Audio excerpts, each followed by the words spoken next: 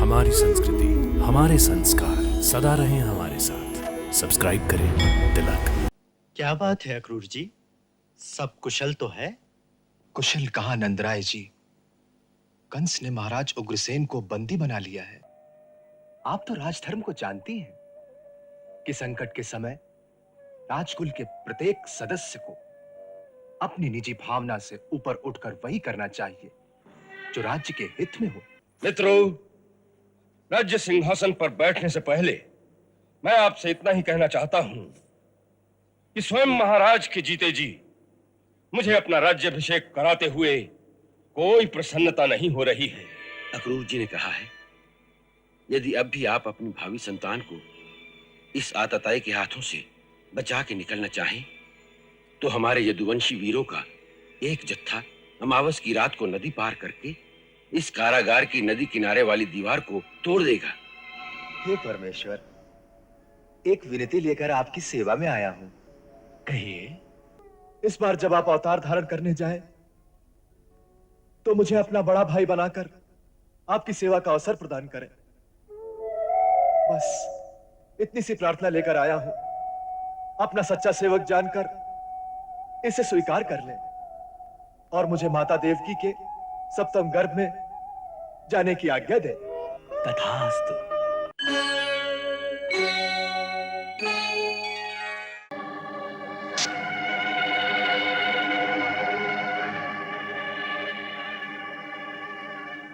चलिए।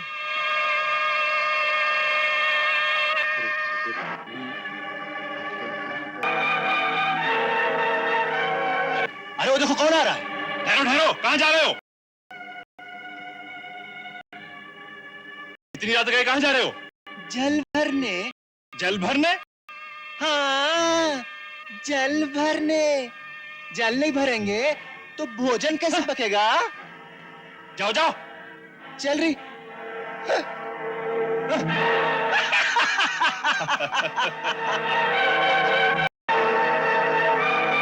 अरे भाई, वो तीनों औरतें कहां गईं? जल भरने। जल भरने? इतनी रात को जल भरने? हाँ, जरूर कुछ दाल में काला है। भाई चलो मेरे साथ। वहां जाके देखते।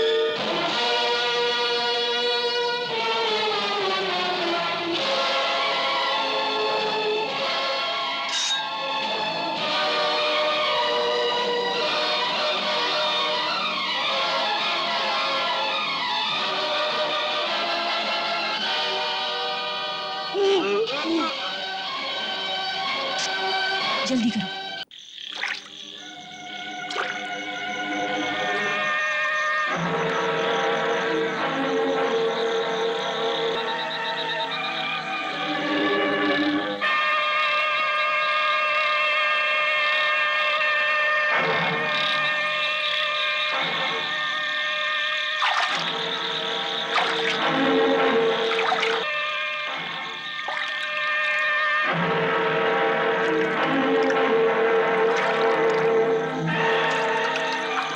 जोहार रानी, पधारिए।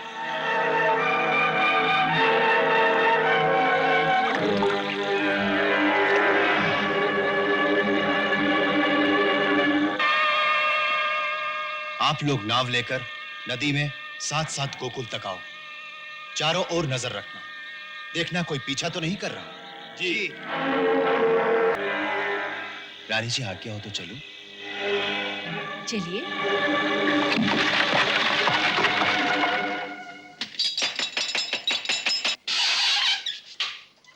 आवत हैं। आवत हैं भाई।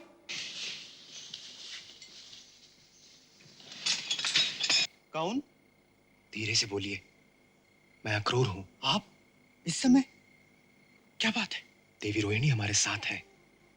पहले उन्हें अंदर ले चले। दीदी आई हैं? कहाँ हैं? वो खड़ी है, आइए। पालागन भाभी। दीदी, आपका स्वागत है।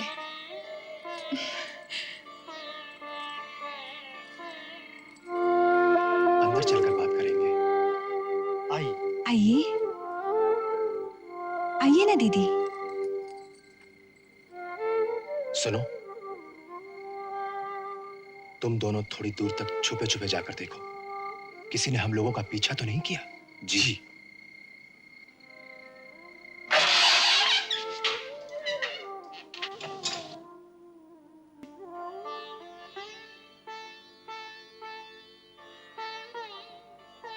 विराजिए। आप भी विराजिए। क्या बात है अक्रूर जी, सब कुशल तो है? कुशल कहाँ नंदराय जी, कंस ने महाराज उग्रसेन को बंदी बना लिया है। सारे मथुरा नगर पर इस समय मगध के सैनिकों का अधिकार है। राजकुमार वसुदेव और देवकी भाभी तो कारागार में हैं। ऐसे वातावरण में इनका नगर में रहना उचित न जानकर इन्हें मैं सुरक्षा के लिए आपके पास ले आया हूं। बहुत अच्छा किया आपने। ये इनका ही तो घर है। आप यहाँ पूर्णतः सुरक्षित हैं भाभी, आप आश्वस्त हो जाएं। दीदी, यहाँ आपको कोई कष्ट नहीं होगा। यहाँ हर प्रकार की सुख सुविधा उपलब्ध होगी। दीदी, आप रत्ती भर चिंता न करें। मैं तुम्हारे स्नेह को अच्छी तरह पहचानती हूँ यशोदा, इसकी मुझे कोई चिंता नहीं। केवल मन दुखी है। मैं आपकी भावना का सम्मान करता हूं भाभी, परंतु आपको यह नहीं भूलना चाहिए कि आप शूर वंश के राजकुल की बहू हैं और सारे राजकुल में इस समय केवल आप स्वतंत्र हैं, जो आवश्यकता पड़ने पर सारे यदुवंशी सरदारों की शक्ति अपने झंडे तले एकत्रित कर सकती है। इस अवसर पर अपने निजी धर्म के स्थान पर आपको अपने राजनैतिक धर्म का पालन करना चाहिए। आपका स्वतंत्र और सुरक्षित रहना हम सब के लिए आवश्यक है भाभी। मुझे आपको यह सब बताने की आवश्यकता नहीं। आपके पिता तो स्वयं महान पुरवंश के राजा हैं। आप तो राजधर्म को जानती हैं कि संकट के समय राजकुल के प्रत्येक सदस्य को अपनी निजी भावना से ऊपर उठकर वही करना चाहिए जो राज्य के हित में हो और राजकुल का भविष्य सुरक्षित रह सके। यही राजधर्म है। हाँ भाभी, अक्रूर जी बिल्कुल ठीक कहते हैं। इस समय आपका केवल एक ही धर्म है, अपने आप की रक्षा करना। नंदराय जी, भाभी की सुरक्षा का भार इस समय आप पर है। यदि कंस को पता चल गया तो आप बिल्कुल निश्चिंत रहें अक्रूर जी। भाभी पर किसी भी प्रकार की विपत्ति आने से पहले गोकुल के सारे ग्वाले अपने प्राण न्योछावर कर देंगे। देखा देखा, किसी ने चू तक नहीं की। कुछ चूहों की भांति दुम दबाकर अपने अपने बिल में छुप गए और कुछ डर के मारे अपने स्त्री बच्चों को लेकर रातों रात भाग गए। इतनी बड़ी सफलता पर तुम्हें हार्दिक बधाई है मित्र। महाराज जरासंध को इसकी सूचना भिजवाई कि नहीं? हाँ, मैंने उसी रात एक घुड़सवार को ये समाचार देकर भेज दिया था कि सारी योजना सफल हो गई है। वो भी ये समाचार पाकर गदगद हो जाएंगे। अब तो अपने राज्याभिषेक में उनको यहाँ आने का निमंत्रण भेजो मित्र। राज्याभिषेक? क्यों? राज्याभिषेक तो तुम्हें अब करना ही चाहिए। सोच लो मित्र, पहले तुम ही ने परामर्श दिया था कि महाराज का वध न किया जाए ताकि अक्रूर जैसे शक्तिशाली सरदार मिलकर प्रजा में विद्रोह न फैलाएं। उस समय के लिए वो परामर्श ही उचित था। ये वृषणवंशी प्रजा में विप्लव की आग भड़का सकते थे। तो क्या अब यदि महाराज के होते हुए मैं उनके सिंहासन पर बैठूंगा तो विद्रोह की ज्वाला नहीं भड़केगी? नहीं, उस समय और आज में बहुत अंतर है मित्र। तब तुम्हारे पास मगध की सेना की एक छोटी सी टुकड़ी थी जो राजमहल के अंदर ही अंदर किसी षड्यंत्र में तुम्हारी सहायता कर सकती थी। उतना उन्होंने कर दिया, परंतु आज वनों में छिपी हुई मागधी सेना भी यहां आ चुकी है और हमारे और महाराज भौमासुर के सैनिक भी यहां आ गए हैं। अब बात कुछ और ही है मित्र। बात सेना की नहीं मित्र, बात है विष्णुवंशी, यदुवंशी, माधववंशी और कुकुरवंशी सरदारों की। विद्रोह तो वही फैला सकते हैं ना। उनको विद्रोह करना होता तो अब तक कर देते। तुम ही तो कहते हो कि किसी ने चू तक नहीं की। अभी तक उन्हें यह पता भी नहीं चला होगा कि हमने महाराज को बंदी बना लिया है। वो इतने मूर्ख नहीं है मित्र कि नगर का वातावरण देखकर उन्होंने यह भी न सोचा हो कि कहीं कुछ उथल पुथल अवश्य हो गई है। फिर क्या वो इस बात को सह गए? क्यों? उसके दो कारण हो सकते हैं महाराज। पहला तो ये कि हमारे प्रतिदिन बढ़ती हुई सेना की शक्ति देखकर वो विवश हो गए हैं और इसीलिए वो किसी तरह का प्रतिवाद ना करके इस समय शांत रहेंगे और किसी उपयुक्त अवसर की प्रतीक्षा करेंगे। बस अभी तो वो चुप रहेंगे और इसी अवसर में तुम्हारा राज्याभिषेक निर्विघ्न हो जाएगा। और दूसरा कारण? महाराज, राजनीति कहती है कि जब अपने प्रतिद्वंदी को अपने से अधिक शक्तिशाली पाओ तो तुरंत उसके सामने घुटने टेक दो, उससे समझौता कर लो, उसकी चापलूसी करके उससे मित्रता कर लो। राजनीति में उसी व्यक्ति को बुद्धिमान कहा जाता है। हो सकता है वो बुद्धिमान हो गए हो। मित्र, शक्ति की दास्ता बड़े बड़े स्वीकार कर लेते हैं। इन दोनों ही अवस्थाओं में तुम्हें इस अवसर को खोना नहीं चाहिए। राज्याभिषेक के समय उन्हें यह स्पष्ट करना ही पड़ेगा कि वो तुम्हें अपना राजा मानते हैं कि नहीं। बड़े दरबार में उन्हें तुम्हारे सामने मस्तक झुकाना ही पड़ेगा और फिर उन्हीं की देखा देखी जो भाग गए हैं वो भी वापस आ जाएंगे। बस तुम्हारा साम्राज्य सुदृढ़ हो जाएगा। हाँ, सोचो मत, राज्याभिषेक की घोषणा कर दो। मित्रों, राज्य सिंहासन पर बैठने से पहले मैं आपसे इतना ही कहना चाहता हूं कि स्वयं महाराज के जीते जी मुझे अपना राज्याभिषेक कराते हुए कोई प्रसन्नता नहीं हो रही है, किंतु मैं विवश हूं। पिताश्री की आज्ञा का पालन करना मेरा धर्म है। ये निर्णय महाराज ने स्वयं लिया है?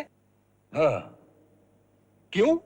हमारे महान कुल की एक महान परंपरा रही है कि वृद्धावस्था प्राप्त होने पर हमारे राजा स्वयं संन्यास लेकर प्रभु भक्ति में लीन हो जाते हैं और राज्य का भार अपने पुत्रों को सौंप देते हैं। महाराज ने भी अपने पूर्वजों की उसी मर्यादा का पालन करते हुए संन्यास धारण कर लिया है। उन्होंने हमारे पूज्य राजपुरोहित के साथ सन्यासी बनकर वनों में जाने का निश्चय कर लिया था, परंतु ऐसे स्नेही पिता का विरह मुझसे सहन नहीं हो सकता था। इसलिए हम सब ने मिलकर बहुत दिनों उनकी बहुत मिन्नत की। तब कहीं जाकर उन्होंने केवल इतना ही स्वीकार किया कि यदि मैं उनका सिंहासन स्वीकार कर लूं तो वो सन्यास ग्रहण करके राजमहल के उद्यान के एक कोने में एक कुटिया बनाकर सन्यासी की भांति रहेंगे, इस शर्त पर कि हम उनसे माया, ममता और संसारी मोह वाली कोई बात नहीं करेंगे। उनका दर्शन भी बहुत दूर से करेंगे, जिससे उनका ध्यान विचलित ना हो। क्या हम भी उनके दर्शन कर सकेंगे? अवश्य अवश्य। हम जानते थे कि प्रजा उनके दर्शनों के लिए लालायत होगी, इसीलिए हमने राजमहल के बड़े फाटक के बाहर उसकी व्यवस्था कर दी है। दर्शनार्थी फाटक के बाहर से ही उनकी कुटिया को प्रणाम कर सकते हैं। यदि उनकी इच्छा होगी तो कुटिया के अंदर से ही वो सबको आशीर्वाद भी देंगे। अब मैं उनकी आज्ञा का पालन करते हुए आप सबसे इस सिंहासन पर बैठने की अनुमति मांगता हूं। आप सब मुझे आशीर्वाद दें। महाराज कंस की जय! महाराज कंस की जय! महाराज कंस की जय!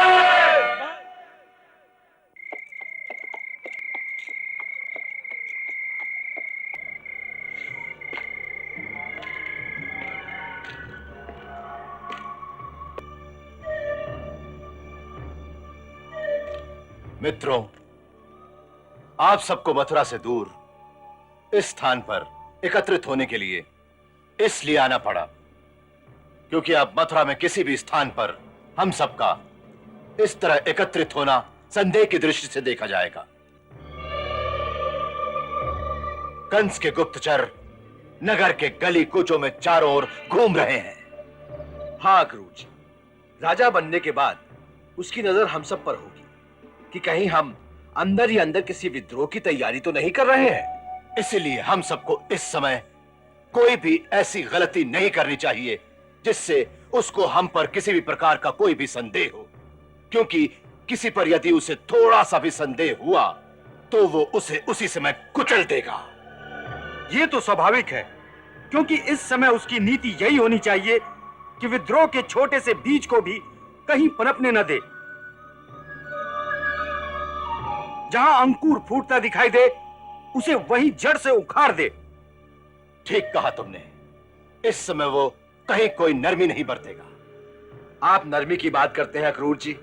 इस समय तो जहां आवश्यक नहीं होगा वहां भी वो अपनी शक्ति दिखाएगा।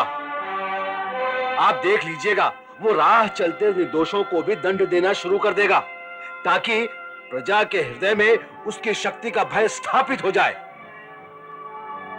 अवश्य यही होगा। तो उसका प्रतिकार? नहीं, बिल्कुल नहीं। यह समय प्रतिकार का नहीं है, बल्कि सब कुछ देखते हुए भी चुपचाप रहने का है। इसी में बुद्धिमानी है। मैं आपसे सहमत हूं। इस समय हमें ऐसे रहना चाहिए जैसे हम उसके सबसे बड़े प्रशंसकों में से एक हैं। वो समझेगा कि हम डर के मारे उसकी प्रशंसा करने पर विवश हो गए। इससे वो प्रसन्न भी होगा और शांत भी रहेगा। परंतु साथ ही साथ हमें अंदर ही अंदर अपना सैनिक संगठन अवश्य शुरू कर देना चाहिए। अवश्य। इसके लिए हम सबको एक एक करके मथुरा से दूर गांव-गांव में फैल जाना चाहिए और वहां रहते हुए धीरे धीरे अपने लोगों को संगठित करना आरंभ कर देना चाहिए। परंतु सब एक साथ मथुरा न छोड़ जाएं। बिल्कुल ठीक कहा तुमने। हमें कुछ देर यहीं रहना चाहिए जिससे वह हमारी ओर से आश्वस्त हो जाए। परंतु मुझे सिर्फ एक बात की चिंता है। किस बात की चिंता क्रूर जी? मुझे तो चिंता है राजकुमार वसुदेव और देवकी भाभी की। यदि हम सब लोग मथुरा से बाहर चले जाएंगे तो उनकी सुरक्षा का ध्यान कौन रखेगा? यह बात विचारणीय है। अब तो कंस स्वयं राजा बन गया है। उसका हाथ रोकने वाला भी कोई नहीं है। सो वो तो जब चाहे हमारे राजकुमार की हत्या भी कर सकता है। इसका एक उपाय हो सकता है। क्या? जब हम लोग मथुरा छोड़ें तो जाते जाते वसुदेव जी को कारागार से भगाकर अपने साथ क्यों न ले जाएं? वाह, इसके लिए तो एक सुंदर योजना भी मेरे मस्तिष्क में उभरने लगी है। क्या? बंदी गृह की एक दीवार यमुना जी के जल में डूबी हुई है। अमावस की रात के अंधेरे में उस नदी से होकर हम उस दीवार में एक छेद कर सकते हैं जिसमें से देवकी और वसुदेव जी को निकालकर नदी के रास्ते से बाहर ले जाएंगे। वाह वाह वाह वाह, क्या योजना है! क्यों अक्रूर जी?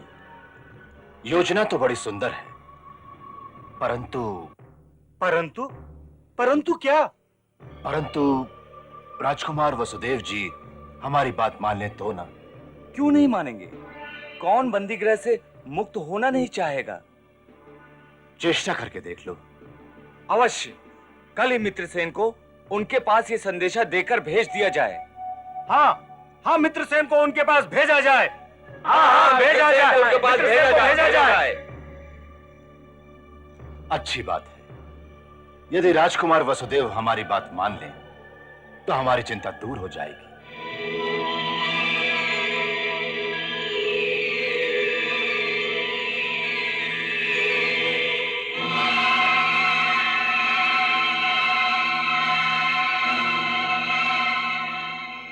स्वामी। कुमार का खाना लाए हो? जी स्वामी। ठीक है, खोल दो।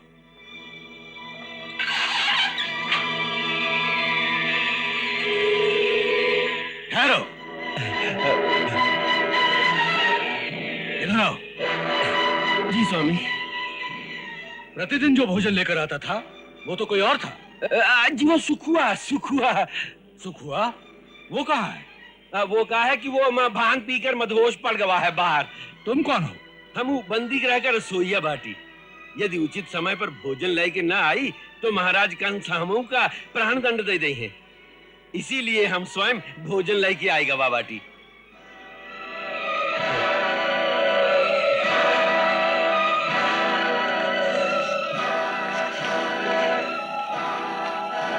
ठीक है, जाओ, खोल दो। बंदियों का भोजन लाया है।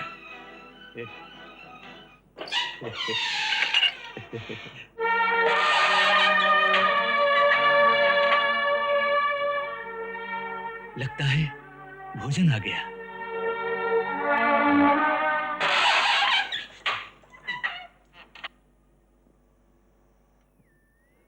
जोहार कुमार।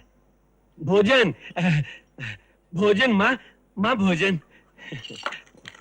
हाथ धो ले, आइए।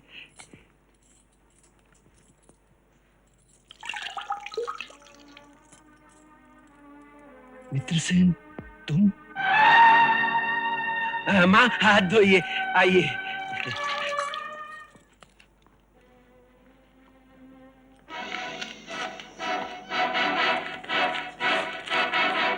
कुमार, अक्रूर जी ने भेजा है।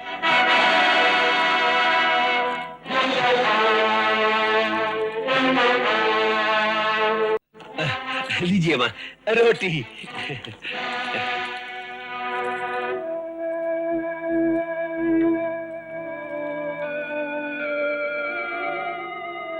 क्या लिखा है? महाराज उग्रसेन को बंदी बनाकर कंस स्वयं राजा बन गया है। सारे यादव वंशियों पर मगध के सैनिक बहुत अत्याचार कर रहे हैं। सब लोग मथुरा से भाग भाग कर दूसरे राज्यों में शरण ले रहे हैं। आपके पिताश्री महाराज शूरसेन और बड़े भैया देवभाग भी अपने महल में नजरबंद हो गए हैं। उन्हें निकल चलने को कहा था, परंतु वो नहीं माने। जो यादव मथुरा में हैं, उनके स्त्री बच्चों को हमने रातों रात नदी के रास्ते निकालकर सुरक्षित स्थान पर पहुंचा दिया है। कंस का पलड़ा इस समय इतना भारी है कि सब लोग उसकी अधीनता स्वीकार करने के लिए विवश हो गए हैं। और अक्रूर जी ने यह भी लिखा है कि उन्होंने देवी रोहिणी को रातों रात मथुरा से निकालकर गोकुल में बड़े भैया नंदराय के घर पहुंचा दिया है। ये तो बहुत ही अच्छा हुआ। दीदी वहां सुरक्षा से तो रह सकेगी। यदि हमारे भाग्य में हुआ तो उनके दर्शन फिर कर लेंगे। भाग्य में अवश्य होगा देवी। अपने मन में आशा के इस दीपक को कभी बुझने मत देना। देवी, आज मानव समाज एक अंधेरी गुफा में है। इस अंधेरी गुफा के उस पार तुम्हारे मन का यह दीपक ही उन्हें प्रकाश की किरण दिखा सकता है।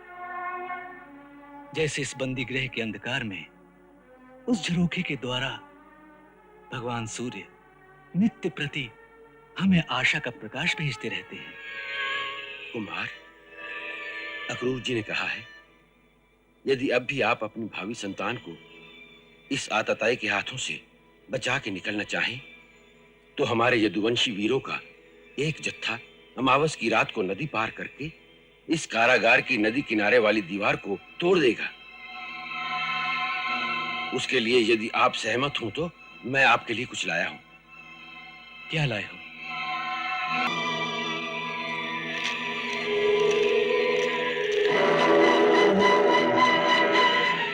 ये आपके लिए लाया हूं। इससे आप रात को चुपचाप अपनी बेड़ियां काट सकते हैं।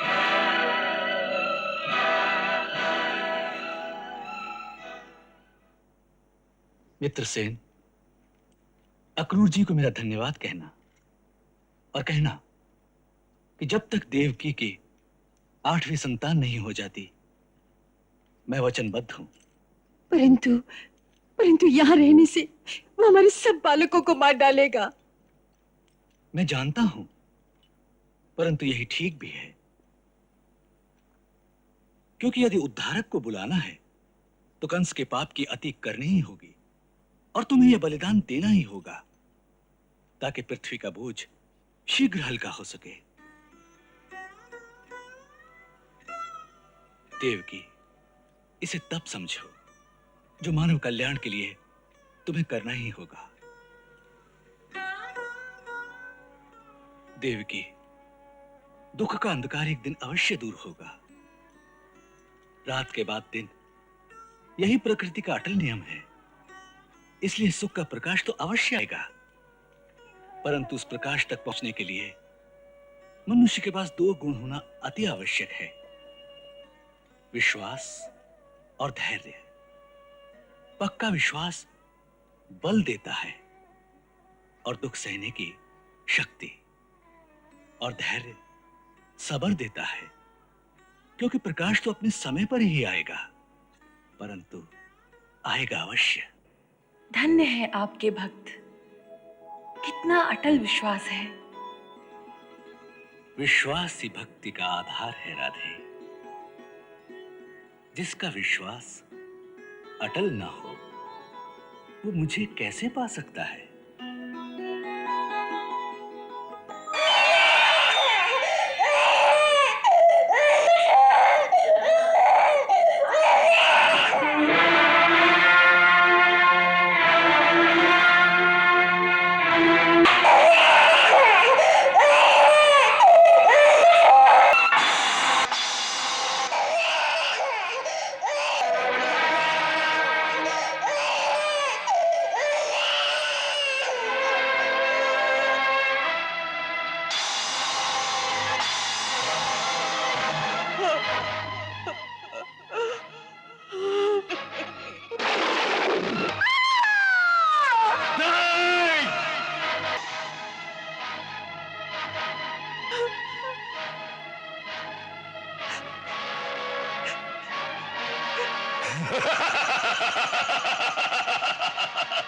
कोई संतान जीवित नहीं रहेगी।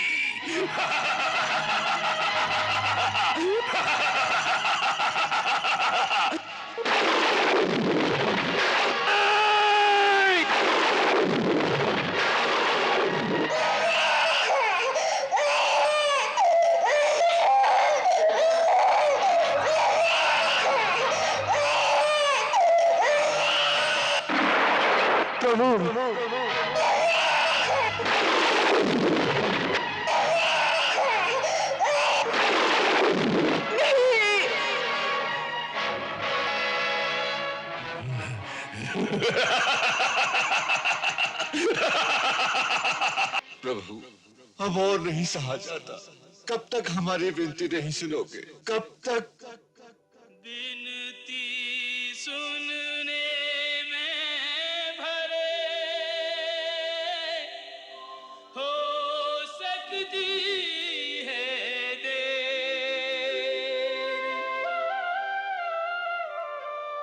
ईश्वर के दरबार में किंतु नहीं अंधेर।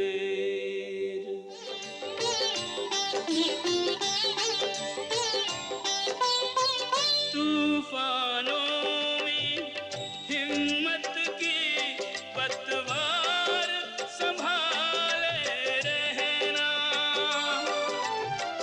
अंधियारे में आशा का एक दीपक बाले रहना।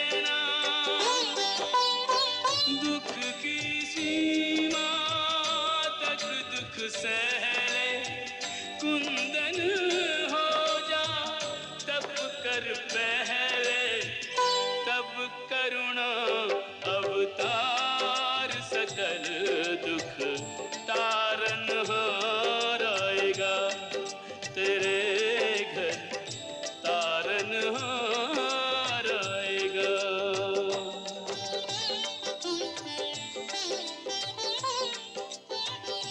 ओ जगत का तारन हार आएगा।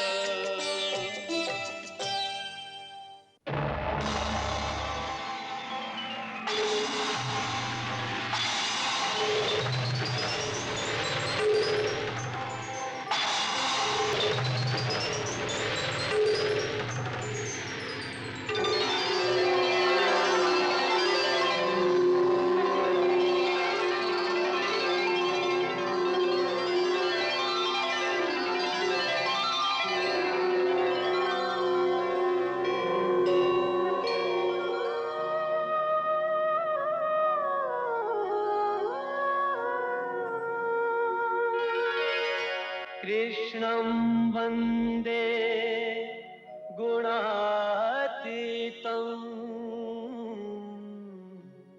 गोविन्दं एकाक्षरम्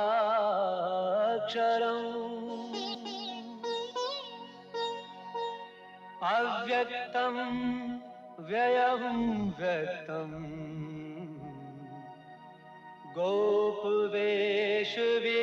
गोपवेशविधायकम्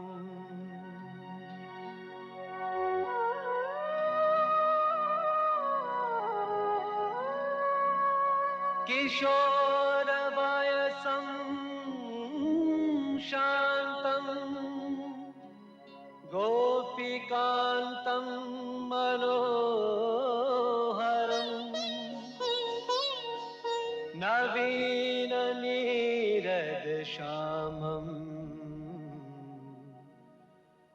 कोटिकन्दर्प सुन्दरम्।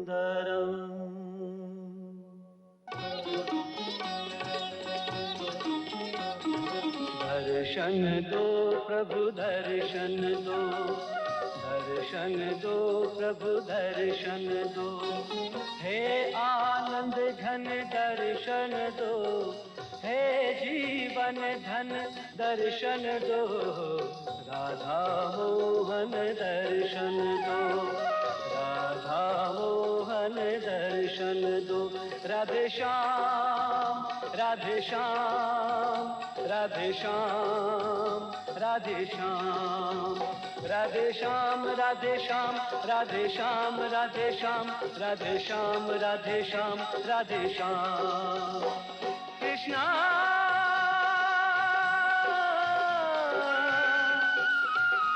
कृष्णा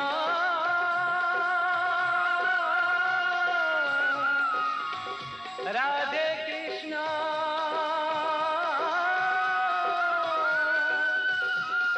हरे हरे।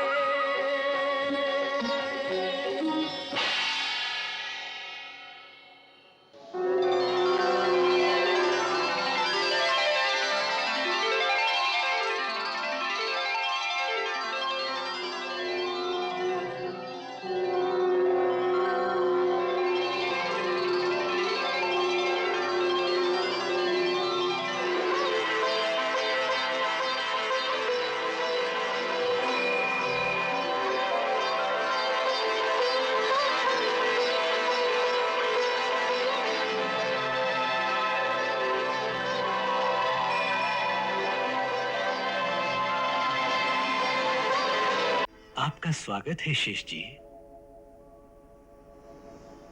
क्षीर सागर छोड़कर गोलोक में पधारने का कारण? हे परमेश्वर, एक विनती लेकर आपकी सेवा में आया हूं। कहिए। प्रभु, आप तो घटघट वासी हैं। प्रत्येक प्राणी के हृदय की बात आपसे छुपी नहीं, फिर भी पूछते हैं तो निवेदन करता हूं। भगवान, जब आपने अपने विष्णु स्वरूप द्वारा धरती पर श्री राम के रूप में अवतार धारण किया तो मैं आपके छोटे भाई लक्ष्मण के रूप में आपके साथ आपकी सेवा के लिए गया था। परंतु उस जन्म में मुझे बहुत पीड़ा सहनी पड़ी। मेरा हृदय बहुत व्यथित रहा। क्यों? हमने आपसे बहुत परिश्रम कराया, बहुत सारे कठिन कार्य आपके द्वारा सिद्ध कराए, इसीलिए ना? नहीं प्रभु, नहीं, ऐसा मत कहिए प्रभु। मैं तो आपका सच्चा सेवक हूं। कठिन कार्य और परिश्रम से मेरा हृदय व्यथित नहीं हो सकता। तो फिर क्या कारण था आपकी व्यथा का? भगवान, छोटा भाई होने के नाते बड़े भाई की हर आज्ञा का पालन करना ही मेरा धर्म था। उसी मर्यादा का पालन करते समय मैं आपको कई बातों से रोक न सका। यदि मैं आपका बड़ा भाई होता तो मैं आपको कभी वन जाने और वहां पर नंगे पांव कांटों पर चलने की कभी आज्ञा न देता।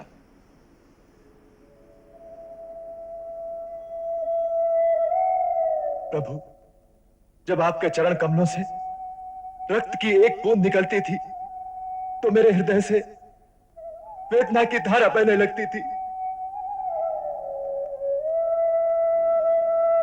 उस समय यदि मेरे पास आपके बड़े भाई होने का अधिकार होता तो इससे पहले कि मेरे स्वामी और मेरी माता मेरी आंखों के सामने 14 वर्षों तक के वनवास में दुख सहते, मैं सारी धरती को तहस नहस कर देता। इसलिए हे प्रभु, मेरी आपसे एक प्रार्थना है। इस बार जब आप अवतार धारण करने जाएं, तो मुझे अपना बड़ा भाई बनाकर आपकी सेवा का अवसर प्रदान करें।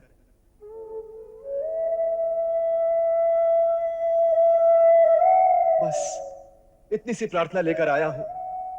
अपना सच्चा सेवक जानकर इसे स्वीकार कर लें और मुझे माता देवकी के सप्तम गर्भ में जाने की आज्ञा दें।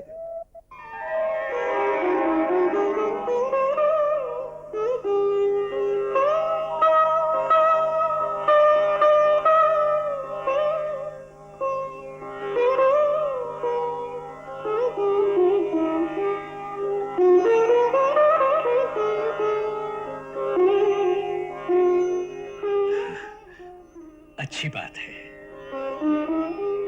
तथास्तु।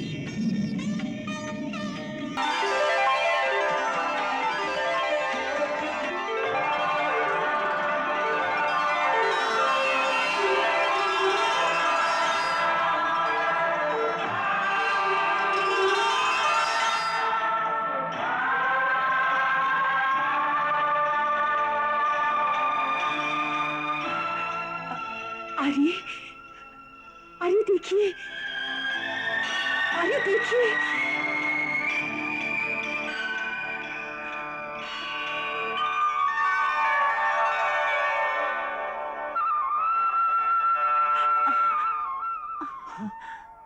ये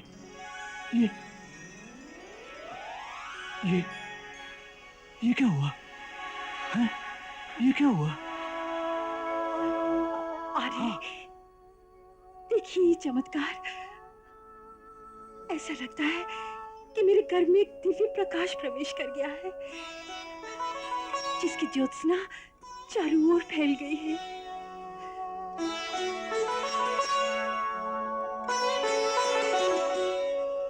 देवी, ये बड़ा अद्भुत चमत्कार है। लगता है ये 7वें बालक की निशानी है। परंतु इस बार ये बड़ा अद्भुत बालक है, जिसके आने से चारों ओर प्रकाश ही प्रकाश फैल गया है। प्रभु की लीला। कहीं कहीं कहीं यही तो तारणहार नहीं? परंतु परंतु ये तो 7वां बालक है। हाँ, यदि ये तारणहार नहीं, फिर भी कोई बहुत दिव्य बालक है। देवी, देवी, इस प्रकाश को कहीं छुपा लो इस प्रकाश को देवी। कोई देख ना ले।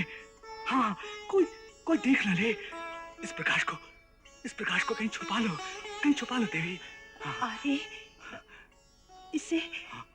इसे कोई लाभ नहीं होगा। ये प्रकाश छुपाने से नहीं छुप सकता। देखिए सारा कारागार आलोकित हो गया है।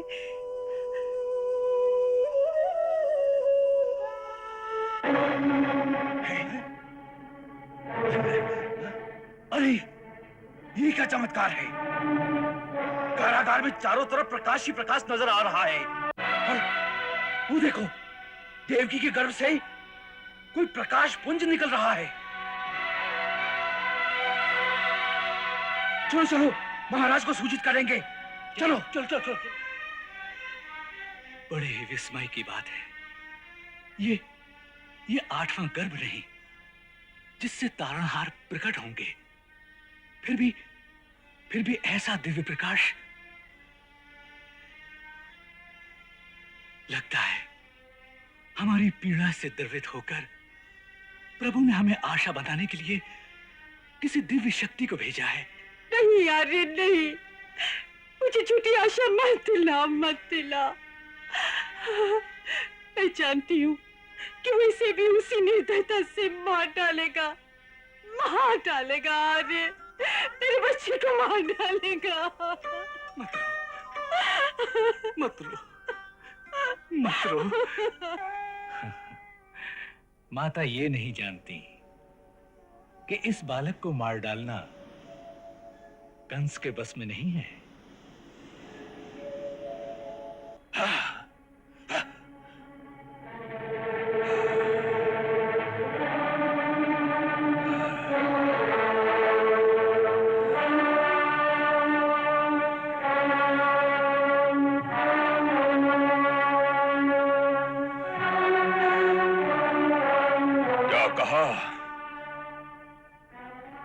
देवकी के गर्भ से प्रकाश निकल रहा है।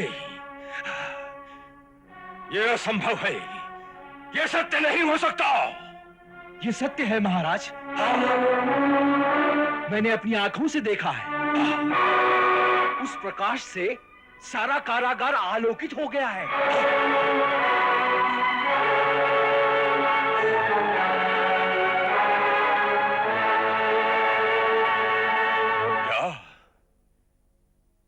ये सत्य है।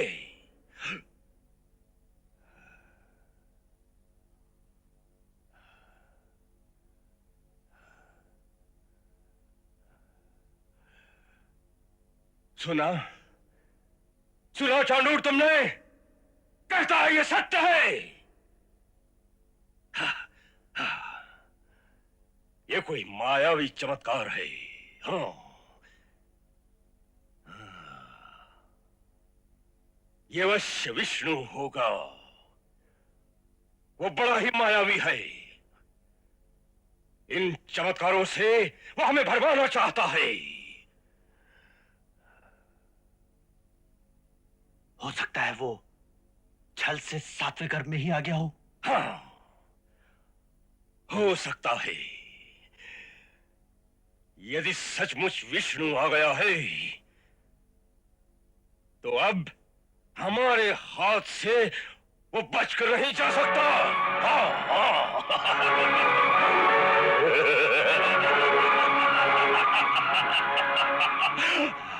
हाँ, चाणूर, आओ हमारे साथ।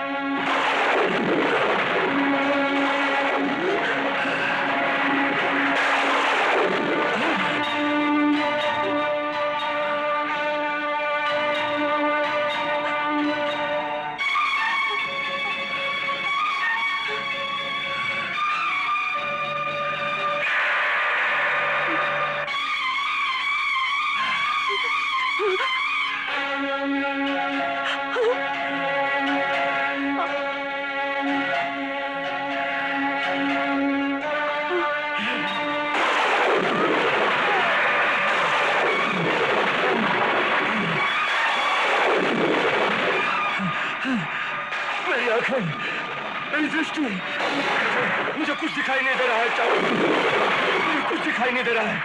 चाणूर, चाणूर तुम कहाँ हो चाणूर? नहीं हूँ महाराज, नहीं हूँ। मुझे यहाँ से बाहर ले चलो, मुझे अंधेरे से बाहर ले चलो, मुझे प्रकाश में ले चलो चाणूर, मुझे प्रकाश में ले चलो चाणूर।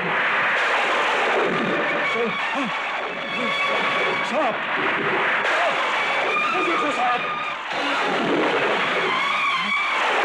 में विष डालने की चेष्टा कर रहा है, मेरी आंखों में विष डालने की चेष्टा कर रहा है।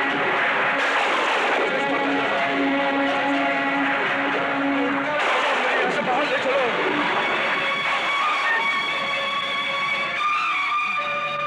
अंदर सांप है, मुझे कुछ दिखता नहीं चाणूर, सांप ने मेरी आंखों में विष डाला है, मुझे कुछ दिखता नहीं। यहाँ मुझे सब कुछ दिखता है, सब कुछ दिखता है, फिर अंदर क्यों नहीं दिखता था? सांप, अंदर सांप है, एक नाग है जिसने मेरी आंखों में विष डालकर मुझे अंधा करने की चेष्टा की थी। जाओ जाओ सब लोग जाओ, सब लोग जाओ और सांप को पकड़ो, उसका सर कुचल डालो, और जैसे ही वो नाग मर जाएगा मुझे सूचना देना, मैं आऊंगा, मैं वापस आऊंगा। जाओ सब लोग जाओ, जाओ सब जाओ, जाकर उस सांप को ढूंढो और उसका फल कुचल दो। जाओ जाओ। मिला क्या?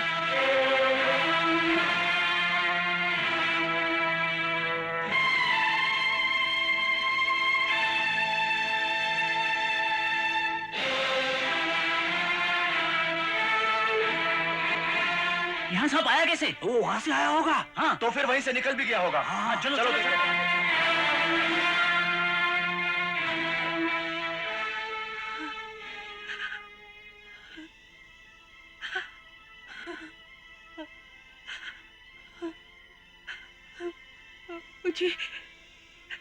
मुझे बहुत भय लग रहा है। भैया फिर आएंगे और आपके मुझे जीवित नहीं छोड़ेंगे। ना मैं रहूंगी, ना आठवां गर्भ होगा, और ना तारन आ आएगा।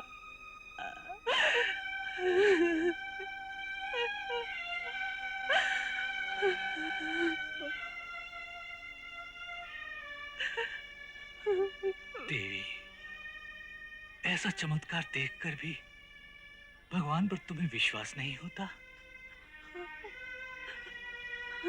कंस के रूप में मृत्यु तुम्हारे सामने खड़ी थी, परंतु उसकी आंखों के आगे अंधकार छा गया, वो तुम्हें देख तक नहीं सका। इससे अधिक प्रमाण और क्या चाहिए? विश्वास रखो, तारणहार अवश्य आएंगे, अवश्य आएंगे, तारणहार अवश्य आएंगे।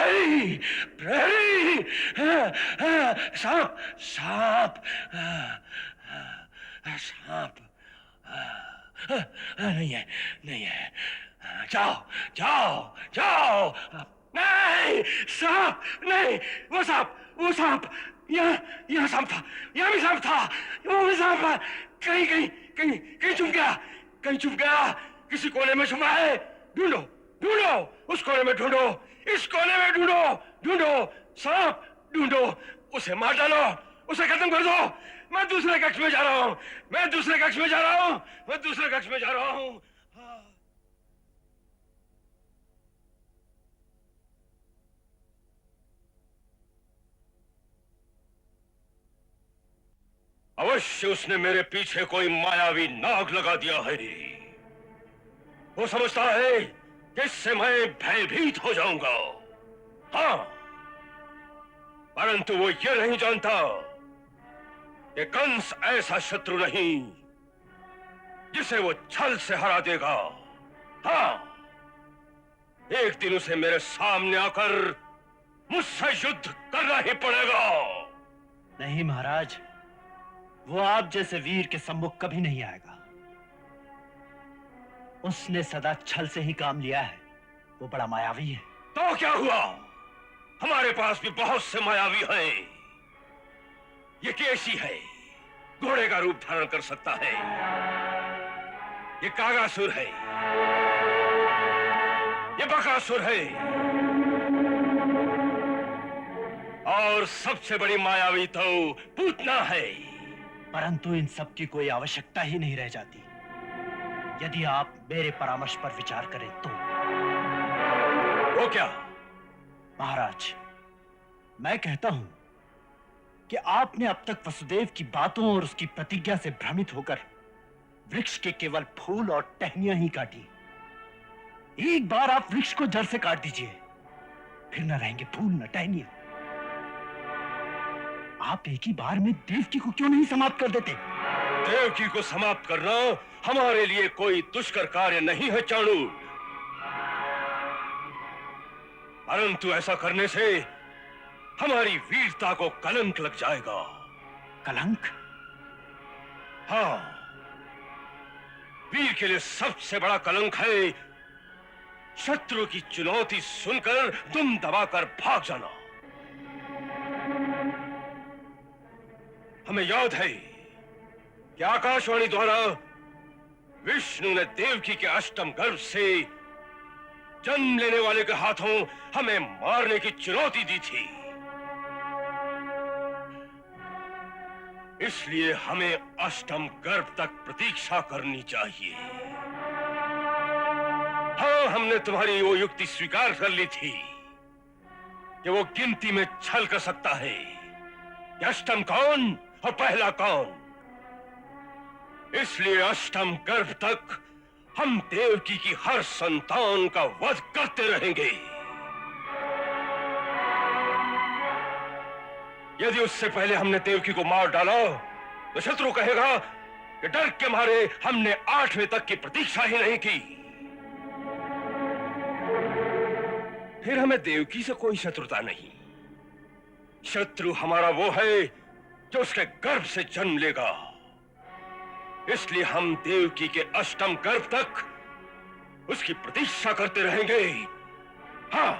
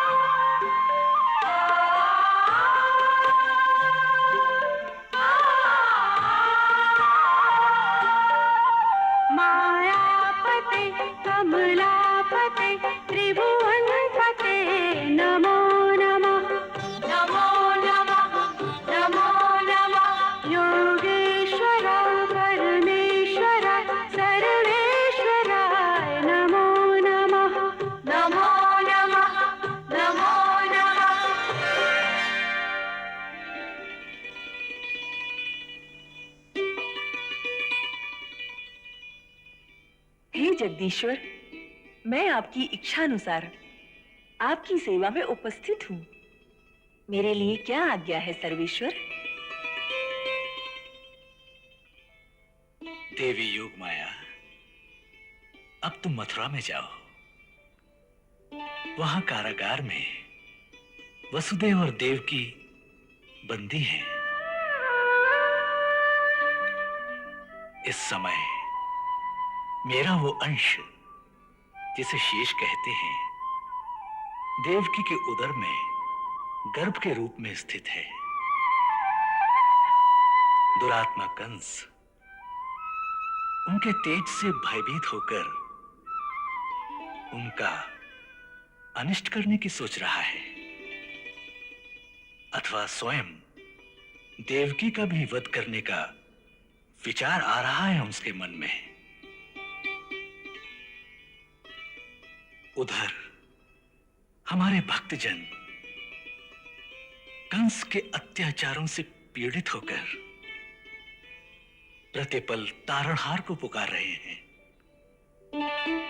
सो हे कल्याणी, शेष जी को तुम देवकी के गर्भ से निकालकर वसुदेव की दूसरी पत्नी रोहिणी के गर्भ में स्थित कर दो। रोहिणी इन दिनों गोकुल के नंद बाबा के घर में गुप्त रूप से निवास कर रही हैं। सो हे भद्रे, तुम शेष जी को वहीं पहुंचा दो। गर्भ से खींचे जाने के कारण संसार में लोग उन्हें संकर्षण कहेंगे। लोक रंजन करने के कारण वो राम कहलाएंगे और बलवानों में श्रेष्ठ होने के कारण वो बलराम भी कहलाएंगे।